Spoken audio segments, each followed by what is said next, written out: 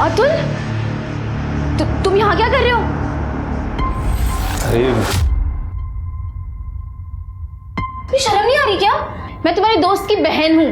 नहीं, मुझे लगा ये प्रवीण का कमरा है इसलिए मैं। अच्छा, बेवकूफ समझ के रखा है मुझे? हाँ, तुम्हें पता नहीं दादा का कमरा कौन सा है?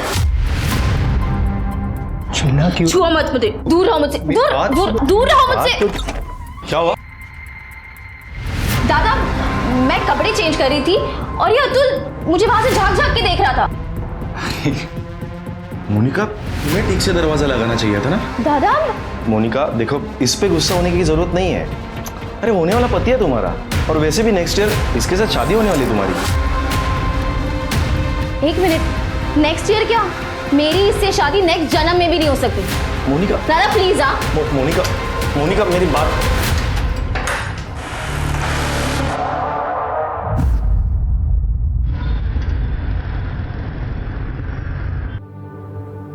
बाबा, ये तो समझ रहे। हाँ।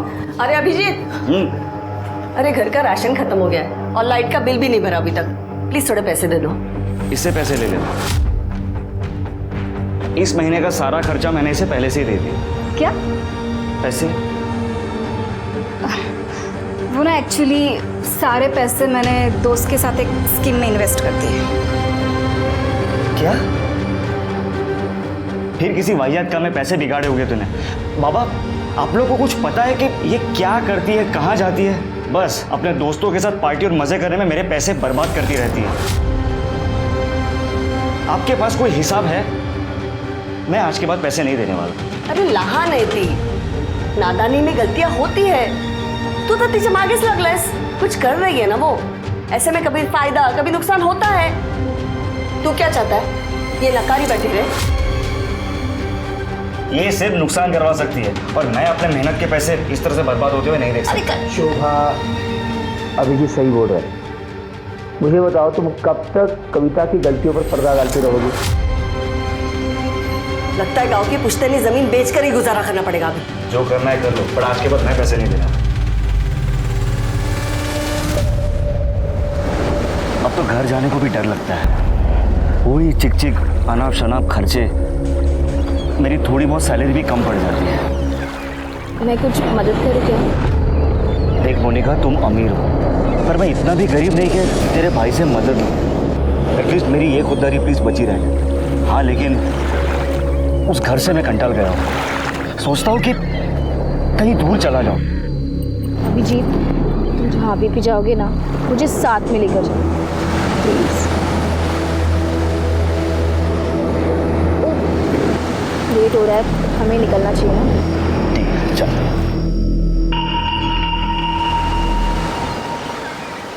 हेलो, तुम्हारे भाई को पता है क्या? उसी के दोस्त के साथ तुम्हारा चक्कर चल रहा है? नहीं, दादा को कुछ नहीं पता।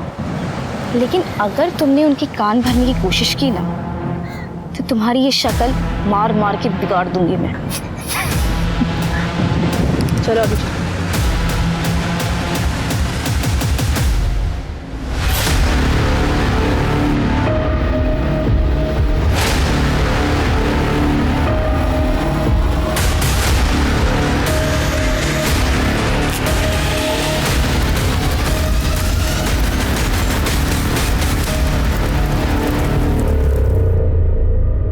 नमस्कार, मैं सोनाली कुलकर्णी क्राइम पेट्रोल 70 के इस नए अध्याय में आपका स्वागत करती हूँ। इस दुनिया में अगर किसी चीज़ को बुरी नज़र से बचाकर रखने की सबसे ज़्यादा ज़रूरत है तो वो है प्यार। हम सब अपने रिश्तों में प्यार और भरोसा चाहते हैं। यही चाहत और यकीन कई बार अचानक किसी हादसे का शिकार होकर खत्म हो जाता है और कभी कभी अपने इसी भरोसे के चलते हम खुद भी हादसों को न्योता दे बैठते हैं। इस केस में पुलिस के सामने सबसे बड़ा सवाल यही था कि जिसे पेट्रोल छिड़क कर जला दिया गया वो आखिर कौन था। आज हम एक ऐसा rarest of the rare case लाए हैं जिसमें दर्ज कुदरत का करिश्मा देखने वालों को न सिर्फ हैरान कर देगा बल्कि आप ये सोचने पर भी मजबूर हो जाएंगे कि क्या सचमुच मरने वाले की रूह भी वापस लौटकर अपने लिए इंसाफ की मांग करती है।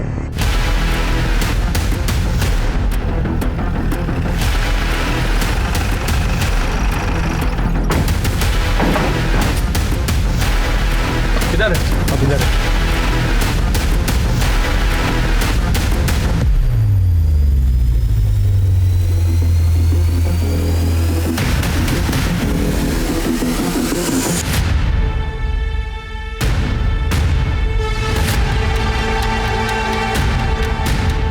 लाश पूरी तरह जल चुकी है। इस तरह तो इसकी पहचान करना मुश्किल हो जाएगा। पेट्रोल की स्मेल आ रही है। कर ले, बगा जरा।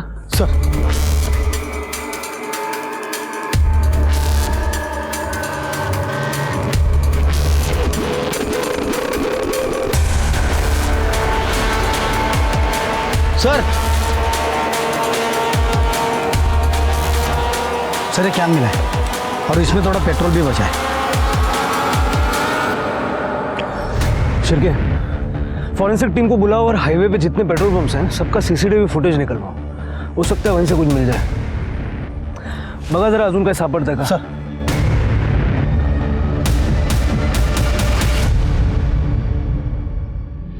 सर, क्राइम सीन पे जो पेट्रोल का कैन मिला था और उसके ऊपर जो फिंगरप्रिंट थे सर, हमारे डेटाबेस में किसी से मैच नहीं कर रहे सर। और फॉरेंसिक ने कंफर्म किया है कि वो मेल की बॉडी है। एक बेल्ट का बक्कल भी मिला था। आसपास के रोड की सीसीटीवी में कुछ मिला? नहीं सर, कुछ भी सस्पिशियस नहीं दिखा है। शिरके, एक काम करो, सारे मिसिंग कंप्लेंट्स चेक करो। ठीक है सर।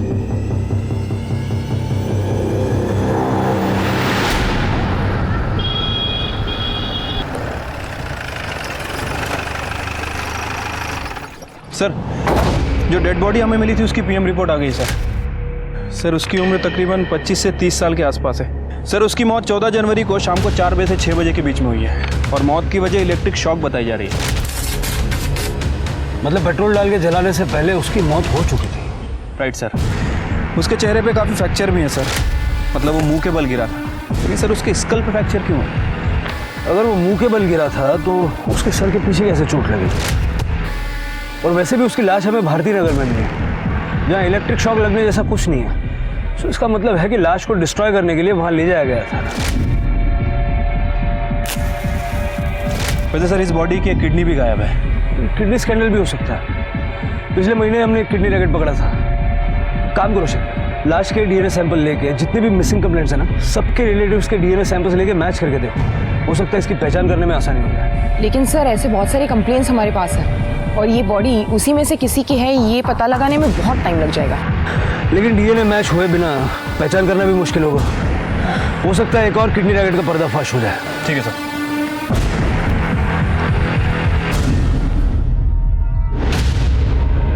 तमाम कोशिशों के बावजूद पुलिस को ना ही उस अनजान लाश की शिनाख्त में कोई कामयाबी मिल रही थी और ना ही कातिल का कोई सुराग मिल पाया। लेकिन 2 साल बाद अचानक एक ऐसी अजीबोगरीब घटना घटी कि खुद पुलिस भी हैरान रह गई। वो ऐसा वाकया था जिस पे भरोसा करना मुश्किल था, लेकिन कई बार वो होता है जिसकी कल्पना हम सपने में भी नहीं कर पाते।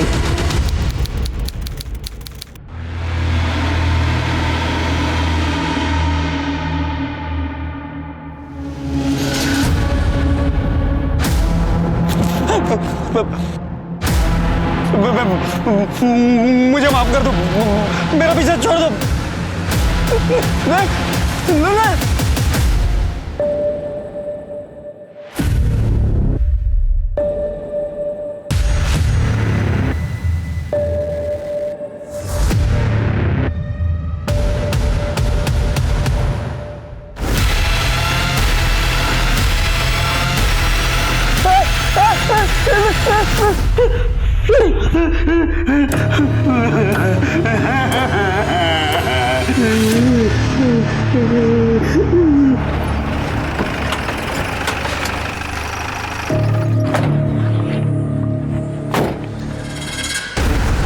क्या रे? साहब भूत पीछे पड़ा है मेरे में। अरे सुबह सुबह माल भूख क्या है क्या? क्या नाम क्या तेरा? बबन साहब, मैं सच कह रहा हूँ, वो दिन रात डरा था मेरे को। बोलते 2 साल पहले उसको किसी ने वो भगवती नगर में जला दिया था। उसको इंसाफ नहीं मिलेगा तब तक मेरा पीछे नहीं छोड़ेगा साहब, मेरे को बचा लो। साहब वो थोड़ा पैसा मिलेगा, भूख लगा है। क्या रे? अच्छा तरीका निकाला है तूने पैसा मांगने का। चल निकल कर दे। काय झालं? सर ये बोल रहा है कि 2 साल पहले भगवती नगर में किसी को जलाया था। हाँ साहब। उसका भूत इसको बार बार दिख रहा है। शिरके से मिलवा उसको। सर पर ये माल फूकणारे लोग हैं, इन लोग कुछ भी बहाना बता के पैसा निकालते। इग्नोर कर लो सर इनको। करडे मी म्हणतो तेवढं करा, शिरकेकडे नाही आता। सर चल रे।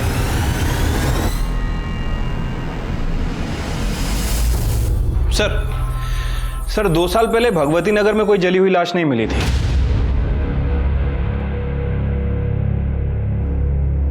भगवती नगर नहीं, भारती नगर। तुम्हें याद है 2 साल पहले भारती नगर में हमें एक जली हुई लाश मिली थी। 25-30 साल का लड़का था, एक किडनी भी गायब थी। हाँ सर, और ये भारती नगर और भगवती नगर आसपास ही हैं। उस वक्त लाश की पहचान नहीं होने की वजह से केस आगे नहीं बढ़ पाया था। एक काम करो, उस केस की फाइल निकालो और इस बबन को भी ढूंढ के निकालो। सर साहब जो कुछ है ना वो बड़े सबको सच सच बता दे। सर आ बघा माल फुकट पार्टी बसला होता। नाम क्या है तेरा? बबन। बबन, तेरी ये भूत वाली कहानी है मजेदार, लेकिन तेरी बात पे कोई विश्वास क्यों करे? यकीन मानिए साहब, मैं सच बोल रहा हूँ। उस भूत ने मेरा जीना हराम कर दिया है। वो नशा भी कितना भी कर लूं, फिर भी वो सपने में आ ही जाता है। क्या बोलता है? मुझे इंसाफ दिला दो, या और आगे भी कुछ बोलता वो? मतलब वो आके डरा था मेरे को साहब।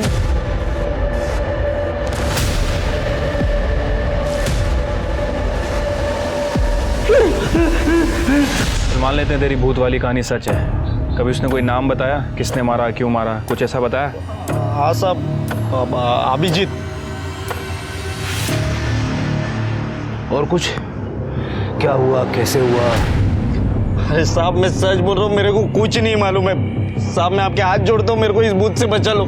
किसी दिन इसके डर से मैं मर जाऊंगा साहब। ठीक है, अभी निकल, लेकिन इधर उधर भागना मत। ठीक है साहब। इस भवन का भूत उतारना पड़ेगा, जरा नजर रखो इस पे। शिरके, 2 साल पहले की मिसिंग कंप्लेंट्स दोबारा चेक करो। उसमें अभिजीत नाम के 25-30 साल के लड़के की कोई कंप्लेंट है क्या, जरा देखो। ठीक है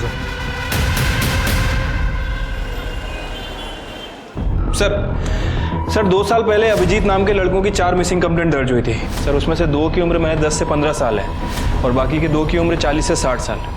सर मुझे लग रहा है कि हम इस नशेड़ी बब्बन की बातों को कुछ ज़्यादा ही सीरियस ले रहे हैं। मतलब सर ऐसा तो केवल फिल्मों में होता है कि लाश खुद सपने में आती है और उसे किसने मारा है खुद बताती है। बात तो तुम्हारी सही है शिरके, लेकिन इस अनसॉल्व्ड केस के लिए बबन की कहानी एक ब्लाइंड लीड की तरह है। मुझे नहीं लगता हमें चांस लेना चाहिए। एक लास्ट ट्राई करके देखते हैं ना। ठीक है सर, बताइए फिर क्या करना है। एक काम करो, भारती नगर में जहां हमें वो जली हुई लाश मिली थी ना, उसके 25 किलोमीटर के रेडियस में 25 से 30 साल की उम्र के अभिजीत नाम के जितने भी लोग हैं सबकी एक लिस्ट बनाओ। देखो उनमें से कोई मिसिंग है क्या। Okay sir. इतनी चक्कर क्यों डालते हैं?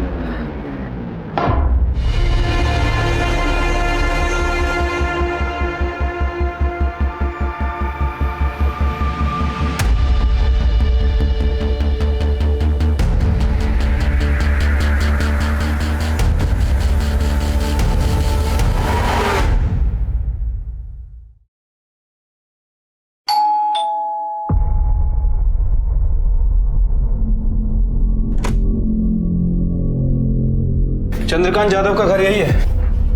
हाँ। बाबा, काय ग? पुलिस? साहब आप यहाँ? घबराइए मत, हम लोग बस जनरल इंक्वायरी के लिए आए हैं। अभिजीत नाम का लड़का यहीं रहता है? रहता था साहब। अभिजीत मेरा बेटा है, लेकिन 2 साल पहले वो घर छोड़कर चला गया है। वो अभी तक नहीं लौटा है। 2 साल पहले आपका बेटा घर छोड़ के चला गया और आप लोगों ने कोई मिसिंग कंप्लेंट ही नहीं की? क्या कंप्लेंट करते साहब, वो खुद घर छोड़कर चला गया। फिर उसने एक मैसेज भी लिखा कि वो नहीं आएगा वापस, हमारा और उसका संबंध खत्म। उसके बाद हमने उसका फ़ोन भी ट्राई किया, लेकिन हमेशा बंद ही आया। साहब एक मिनट रुकिए।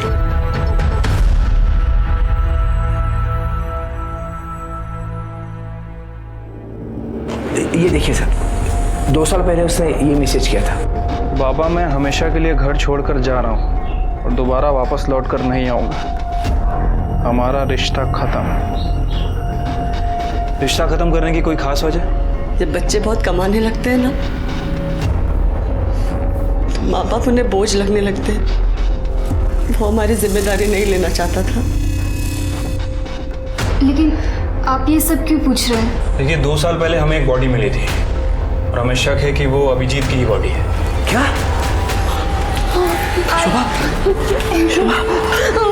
क्या बोलते हैं? रो मत। हो सकता है वो हमारा अभिजीत नहीं होगा।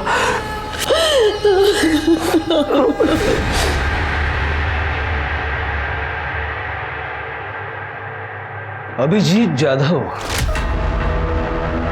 शिर्के, जाधव फैमिली का डीएनए सैंपल ले लो। लाश का डीएनए रिपोर्ट तो हमारे पास है ही। अगर ये दोनों सैंपल मैच हो जाते हैं ना, ये गुत्थी सुलझ जाएगी। राइट साहब।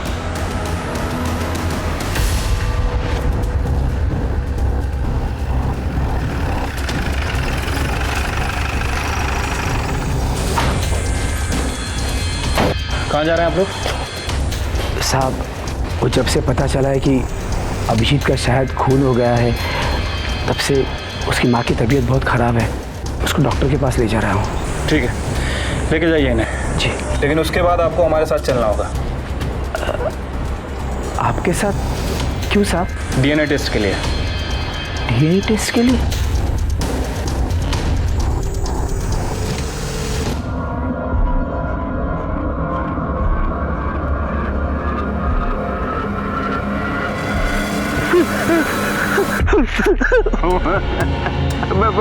मुझे माफ कर दो, मेरा पीछा छोड़ दो। मैं जितना कर सकता था मैंने कर दिया है। अब इससे ज्यादा मैं पुलिस के सामने मुंह खोलूंगा तो खुद मुसीबत में फंस जाऊंगा।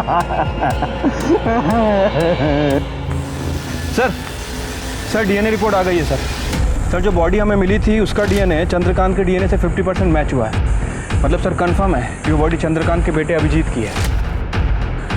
इस बबन का नशा उतारने का टाइम आ गया। मुझे पहले ही डाउट था कि उसने हमें पूरी बात नहीं बताई थी। क्राइम लोकेशन और विक्टिम का नाम किसी को सपने में कैसे आ सकता है? हाँ सर, वैसे डाउट तो मुझे भी था, लेकिन अभी रिपोर्ट कंफर्म होने से डाउट खत्म हो गया।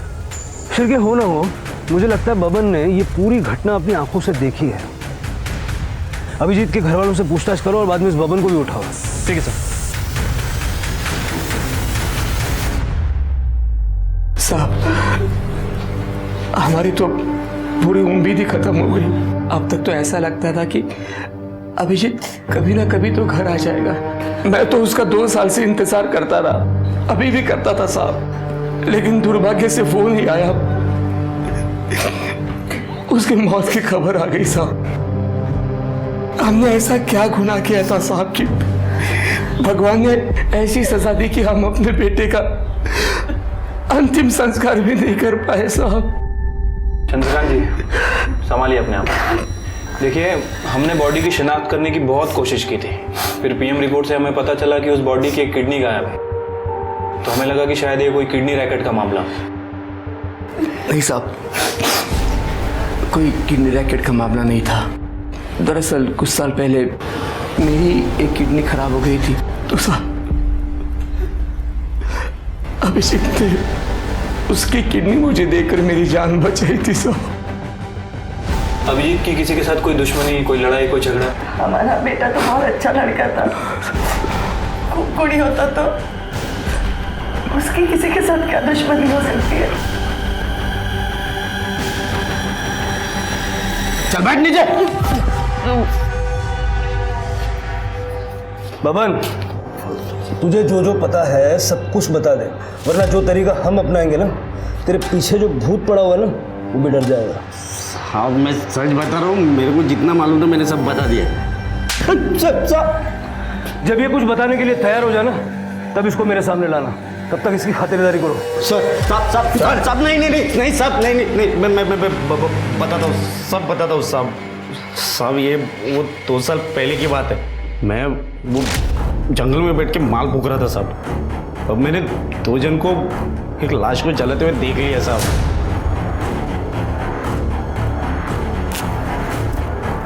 मैंने झाड़ियों में छुपकर सब कुछ देख लिया था। वो लोग जाते जाते एक दूसरे से बात कर रहे थे कि आज के बाद अभिजीत के बारे में कोई भी कुछ भी बात नहीं करेगा। बाद में वो लोग कार में बैठ के चले गए साहब। शक्ल देखी थी उनकी? गाड़ी कौन सी थी, कुछ याद है? नहीं साहब, चेहरे तो उनके ढके हुए थे, और वो गाड़ी बिड़ी का मेरे को कुछ नहीं समझता है। 2 साल बाद तुझे पुलिस के पास आने की क्या सूझी? पहले क्यों नहीं बताया? और ये अभिजीत की लाश सपने में आके डराती है, बताती है, ये सब नाटक करने की क्या जरूरत थी? वो ऐसा हुआ कि वो लोग जाने के बाद उस दिन मैंने नजदीक जाके देखा था साहब। वो डरावनी लाश देख के मेरी तो बत्ती गुल हो गई थी साहब। उसके बाद से वो लाश रोज मेरे सपने में आने लगी। अगर तूने कुछ किया नहीं था तो तुझे डरने की क्या जरूरत थी? साहब, अगर मैं आप लोगों को ये बता देता कि वो लाश को जलाने का मैं गवाह हूं, तो आप लोग तो मेरे को ही पकड़ के पूछताछ करते ना। और ऊपर से ये कांड जो लोग ने किया था, वो लोग भी मेरे जान के पीछे पड़े जाते। इसके लिए मैंने आप लोगों को आधा ही बात बताया। सर, ये अभिजीत के बारे में कुछ इन्फॉर्मेशन मिली है सर। एक कंपनी में सेल्स मैनेजर था, लेकिन उसने जॉब नहीं छोड़ी थी। जादव फैमिली के बारे में पूछताछ की? हाँ सर, उसकी बहन कविता के बारे में पूछताछ की है सर। उनका कहना है कि काफ़ी अय्याश किस्म की लड़की है, पैसे काफ़ी उड़ाती थी, देर रात तक घर से बाहर रहती थी, घर का सारा खर्चा अभिजीत ही चलाता था। और इस बात को लेकर दोनों भाई बहनों में काफ़ी लड़ाई हुआ करती थी। लेकिन सर, अभी तक इस कविता के खिलाफ कुछ सस्पिशियस नहीं मिला है। शिर के कोई तो ऐसा होगा जिस पर शक हो। सर, एक जरूरी बात पता चली है। हमने अभिजीत के 2 साल पुराने कॉल रिकॉर्ड्स चेक किए, उसमें एक नंबर मिला है जिस पे वो लगातार बात करता था। सर ये देखिए, ये नंबर किसी मोनिका देशमुख के नाम पर रजिस्टर्ड है। हमने उसकी लेटेस्ट लोकेशन भी पता किया, और ये मोनिका और अभिजीत दोनों एक ही कॉलेज से पास आउट हुए 2012 में। सर और एक बात, ये दोनों देर रात तक बात करते थे। सर, अभिजीत की मोबाइल की आखिरी लोकेशन करवे नगर की थी। करवे नगर से भारती नगर 10 किलोमीटर की दूरी पे, जहाँ पर हमें अभिजीत की लाश मिली थी। जरा पता करवाओ, ये अभिजीत करवे नगर क्या करने गया था? सर, शिरके, ये मोनिका और अभिजीत का लेट नाइट बातें करना इस केस का इंपॉर्टेंट एस्पेक्ट हो सकता है। हो सकता है यहीं से कोई बड़ी लीड मिल जाए। इस मोनिका से बात करनी पड़ेगी।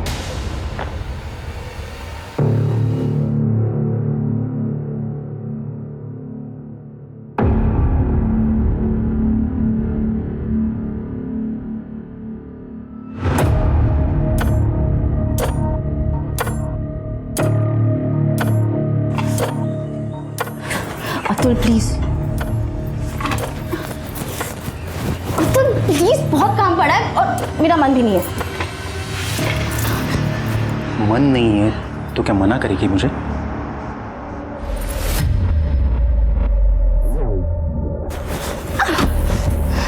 तेरी ये हिम्मत! पति हूं तेरा मैं। कौन? पति। क्यों करते रहते हो अतुल रोज रोज? क्या बिगाड़ा है मैं तुम्हारा? किसे लायक है तू? चल, अब ये हुलिया ठीक कर ले। 10 मिनट का काम है मेरा, मैं वो काम करके वापस आ रहा हूँ। उसके बाद अगर तू मुझे मेरे बेडरूम में मेरा इंतजार करते वक्त नहीं मिली ना, तो तेरा हुलिया नहीं, तेरा ये चेहरा भी बिगाड़ दूंगा मैं।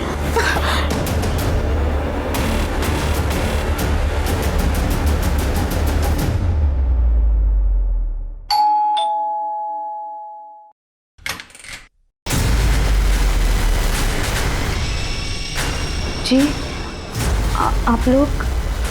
मोनिका। जी कहिए।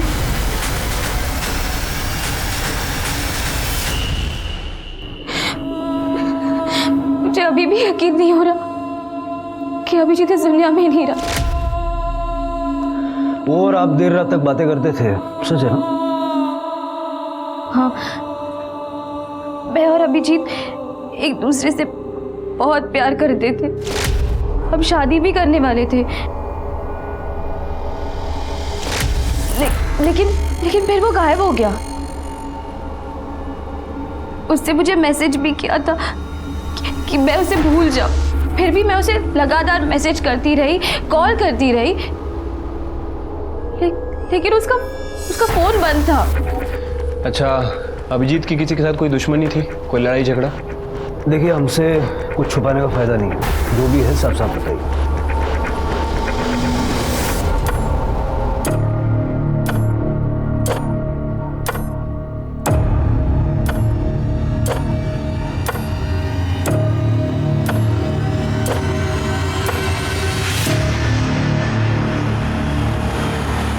पता नहीं, जो भी है। दादा दादा दादा ना दादा को ना दादा शर्म नहीं आती? चुकी नहीं है दादा। एक कहाँ चुकी नहीं है? कहाँ चुकी नहीं है? दोस्त के बहन के साथ गुलछर्रे उड़ाने गलती नहीं है? हाँ? वो समझ नहीं आता। दोस्त बन के ऐसे धक्का दे रहा, शर्म नहीं आती तेरे को? देख देख प्रवीण, मैं मोनिका से प्यार करता हूँ और मैं उसे कोई धोखा नहीं दे रहा हूँ। मैं मोनिका से शादी करना चाहता हूँ। इसके आगे एक भी वर्ड बोला ना तो इधर किधर जमीन में गाड़ दूंगा, समझा? औकात में रहे अपनी। कम से कम अपना स्टेटस तो देख लिया होता। अमीर लड़की दिखे नहीं, फंसाना शुरू। दादा नहीं, दादा नहीं। हम दोस्त है इसलिए तेरे को जिंदा छोड़ रहा, समझा? औकात नहीं भूलने का अपनी, समझा? चल चल अंदर, भूलने का नहीं। हाँ,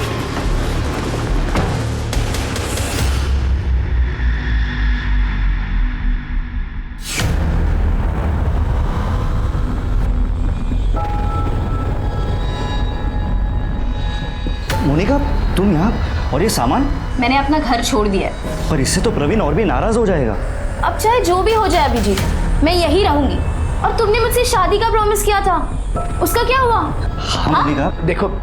देखो अभिजीत, मोनिका, अगर तुम दोनों शादी करना चाहते हो तो कर सकते हो, हमें कोई एतराज नहीं है। हो ना गा? मोनिका, मोनिका, मोनिका, तुझे अपने घर की इज्जत का जरा भी ख्याल नहीं? चल मेरे साथ। दादा चल मेरे साथ, चल मेरे साथ।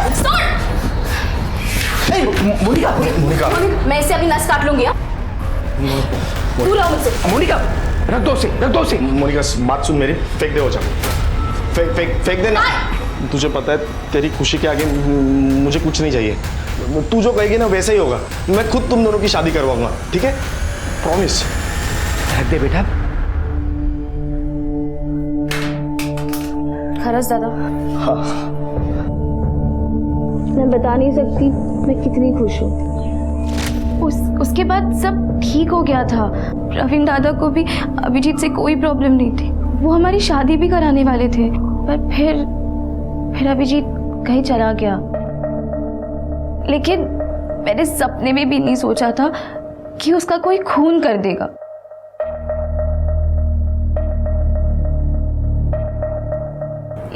ये मेरे पति है अतुल।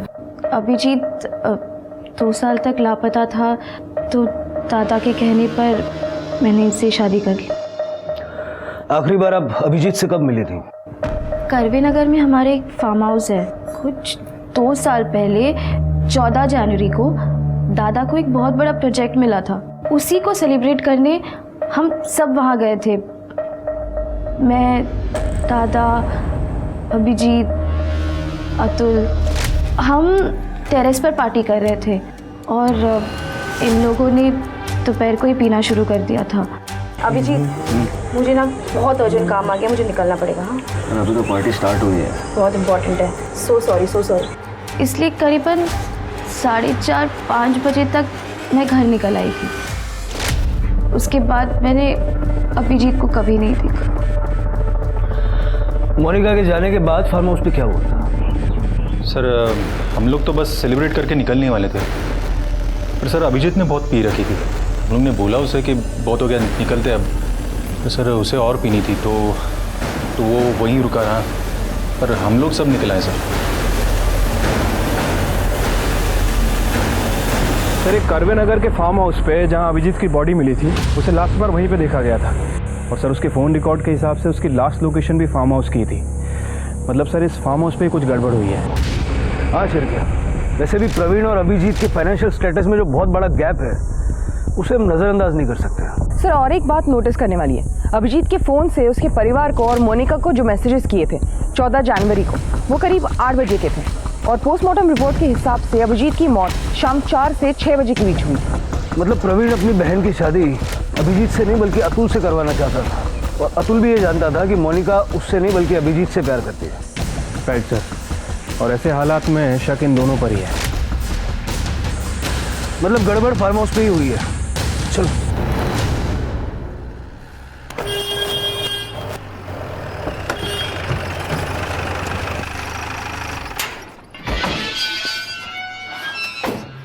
देशमुख फैमिली का फार्म हाउस है नहीं? हाँ सब।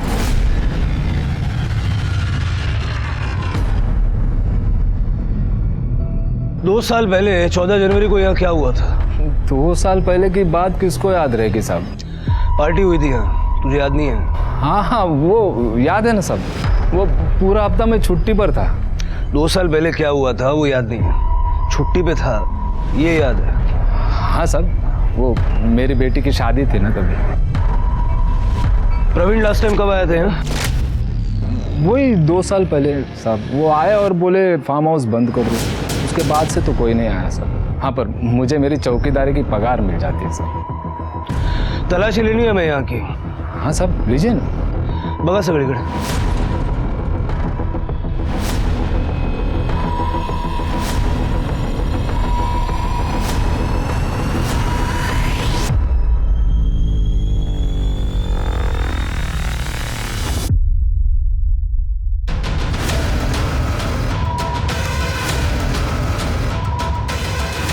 शिरके, कुछ मिला क्या? नहीं सर, यहाँ बहुत सारी शराब की बॉटल्स हैं, लगता है यहाँ पे रेगुलर पार्टीज होती थी।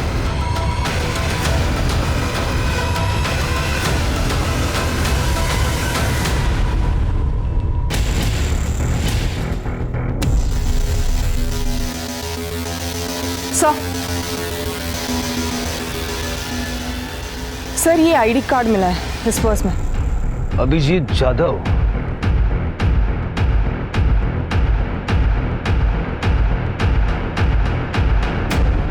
तो थोड़ी तेरी अक्कल है? पुलिस को सारी कहानी बतानी क्या जरूरत थी?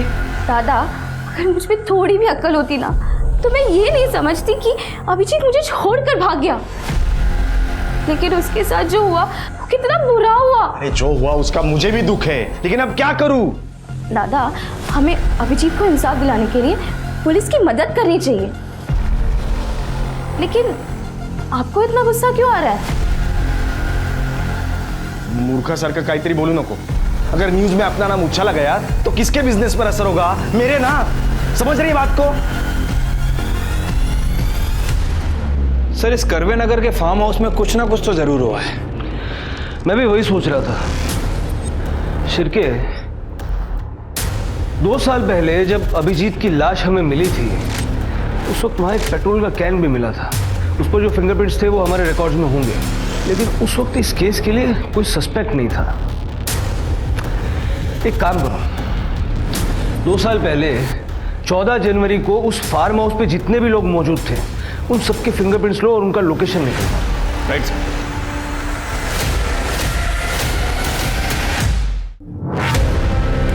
सर। अभिजीत हमारा दोस्त था सर। उस दिन से उसका गायब होना, फिर उसकी मौत की खबर सुनकर हम भी बड़े दुखी है सर। सर उस दिन फार्म हाउस से हम लोग निकल गए थे, वो अकेला ही था। कौन कहाँ था ये तो जल्दी पता चल जाएगा।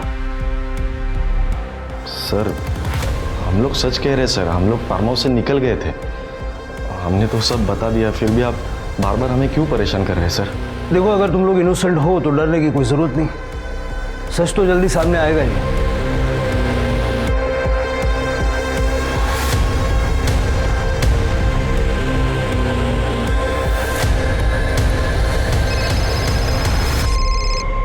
हाँ चरके। सर फिंगरप्रिंट रिपोर्ट आ गई है। सर पेट्रोल के डब्बे पे जो फिंगरप्रिंट मिले थे वो प्रवीण और अतुल से मैच हो रहा है। मतलब खून इन्हें दोनों ने किया है? Right sir. 14 जनवरी 2017 उस दिन के तुम दोनों के मोबाइल लोकेशन निकाले हमने। कहाँ के थे पता है? भारती नगर, जहां अभिजीत की लाश को जलाया गया। वहां हमें पेट्रोल का कैन भी मिला था, उस पे तुम दोनों के फिंगरप्रिंट्स हैं। सर हमारा यकीन कीजिए, हमने अभिजीत को नहीं मारा। अपनी बहन की शादी अभिजीत से करवाने का सिर्फ ढोंग कर रहा था। तू चाहता था कि तेरी बहन की शादी अतुल से हो, और आखिर में तुम दोनों ने मिलके अपने मन की हसरत पूरी कर ली। नहीं सर, हम सच कह रहे हैं, हमने अभिजीत को नहीं मारा। सर हम लोग फार्म हाउस से निकल गए थे, वो नशे में तो वहीं पे रुका था। हमने नहीं मारा उसे। झूठ बोल रहा है सर ये, और इसके वॉचमैन ने भी हमसे झूठ बोला था। उस दिन 14 तारीख को वॉचमैन फार्म हाउस पे ही था। उसकी बेटी की शादी तो 10 जनवरी को ही हो गई थी। वॉचमैन ने 14 तारीख को शाम को 7 बजे फार्म हाउस फ़ोन किया था, और उसके बाद ये प्रवीण फार्म हाउस आया था। सर मैं सब कुछ सच बताता। बता जल्दी बता।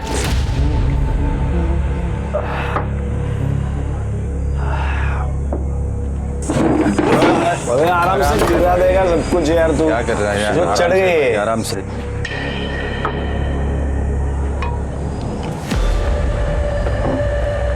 सुनो मैं क्या बोल रहा हूँ? अबे क्या कर रहे हैं यार? अबे ऊपर मत जा अभिजीत,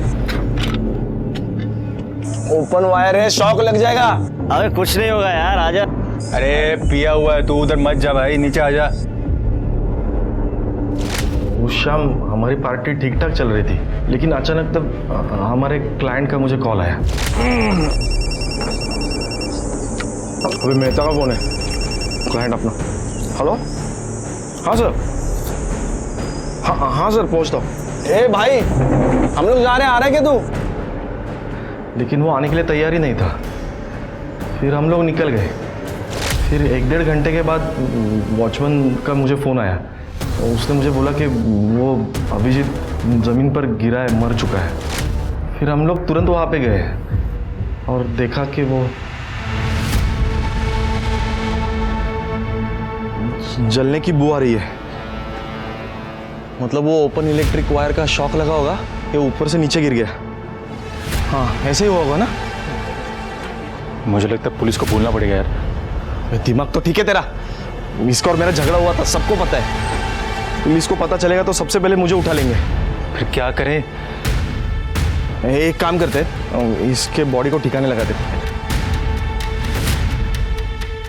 फिर अतुल और मैं अभिजीत की लाश लेकर कार से भारती नगर गए और वहां पे उसकी बॉडी जला डाली।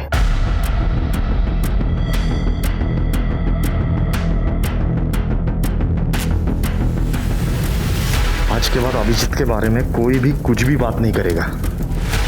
और फिर बाद में राजाराम वॉचमैन को पैसे देके उसको चुप करवाया।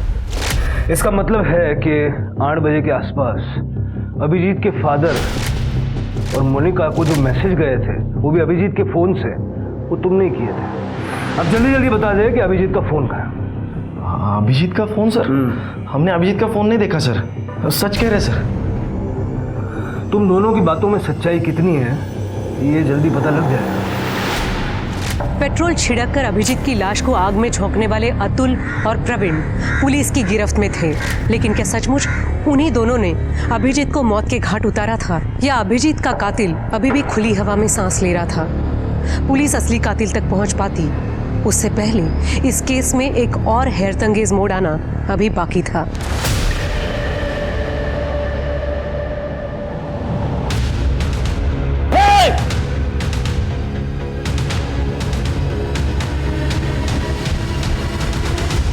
सर मैंने कुछ नहीं किया सर। चुपचाप बैठ। सर इस चूहे को बिल से निकाल लिया। ऐसे भाग रहा था जैसे इसे कभी पकड़ ही नहीं पाएंगे। नहीं साहब, मैं भाग नहीं रहा था, मैं एकदम अर्जेंट काम से जा रहा था साहब। सर जा रहा था है? तेरा काम कितना अर्जेंट है अभी पता चल जाएगा। छिड़के इसके घर की अच्छे से तलाशी लो। अभिजीत के केस से जुड़ी कोई भी चीज़ हो ढूंढ निकालो। देखते हैं कब तक सच छुपाता है। ठीक है सर, चुप बैठे रहे।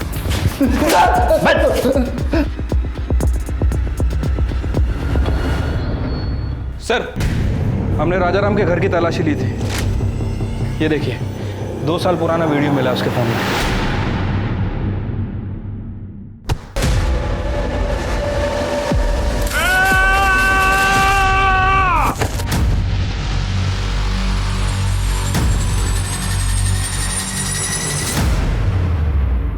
सर, हमने राजाराम के घर की तलाशी ली थी।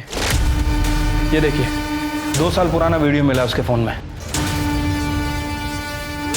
ये वीडियो राजाराम के हाथ कैसे लगा? सर वो तो नहीं पता, लेकिन जब मैंने इस राजाराम का बैंक अकाउंट चेक किया सर, मेरा शक और बढ़ गया। सर ये जो वीडियो वाला आदमी है राजाराम के अकाउंट में हर महीने पैसे ट्रांसफ़र कर रहा है, जब से हमने अभिजीत का केस ओपन किया है। उठा लो इसे। सर क्या कह रहे हो आप इंस्पेक्टर साहब? ये सरासर गलत है। मैं अपने बेटे को क्यों मारूंगा, वो भी जान से? अरे साहब, मैंने कभी चाटा भी नहीं मारा उसको। करणे आना त्याला। सर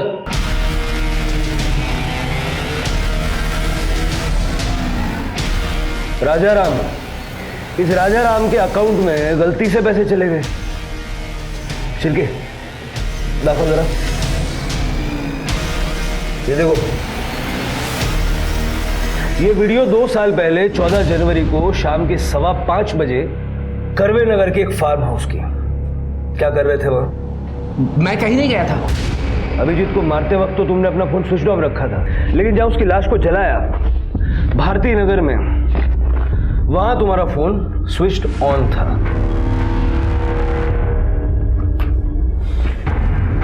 और एक और बात जो तुम हमें बताना भूल गए, लेकिन हमने पता लगा लिया।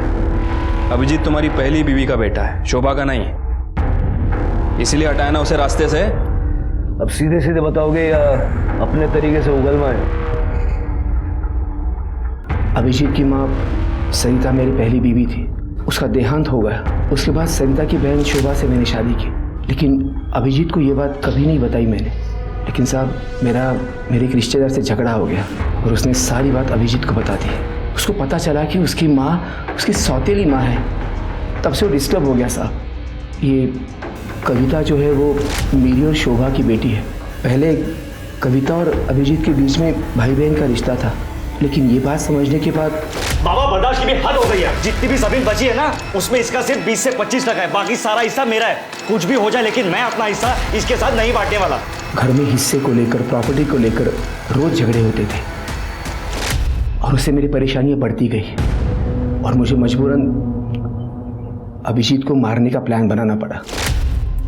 अरे हाँ भाई, मैं शाम तक फार्म हाउस में पहुंच जाऊंगा। अरे मैं श्योर 100% आ रहा हूँ। मैं दोपहर में वहाँ जाकर छिप गया था और मौके के इंतज़ार में था, और साहब वैसा मौका मिला भी। शाम के समय अभिजीत के एक दोस्त सब निकलने लगे। वॉचमैन भी किसी काम के लिए बाहर गया था और फिर साहब मैंने मौके का फ़ायदा उठाया।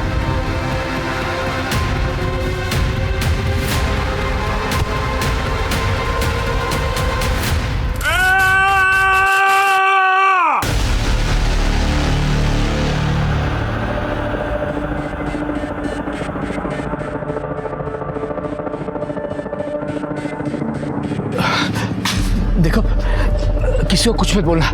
मैं तुमको ना ये पूरा रख लो, लेकिन किसी को बोलना नहीं है। मैंने अभिजीत की जेब से उसका फ़ोन निकाला और वही पास में छिप गया। वहाँ पर अभिजीत के 2 दोस्त हैं। एक काम करते हैं, इसके बॉडी को ठिकाने लगाते। उन्होंने उसकी लाश को गाड़ी में रखा। मैंने स्कूटी से उन दोनों की गाड़ी का पीछा किया और फिर मुझे तसल्ली हो गई कि मेरा प्रॉब्लम हमेशा के लिए सॉल्व हो गया। रात को मैंने अभिजीत के मोबाइल से खुद को और मोनिका को मैसेजेस किए।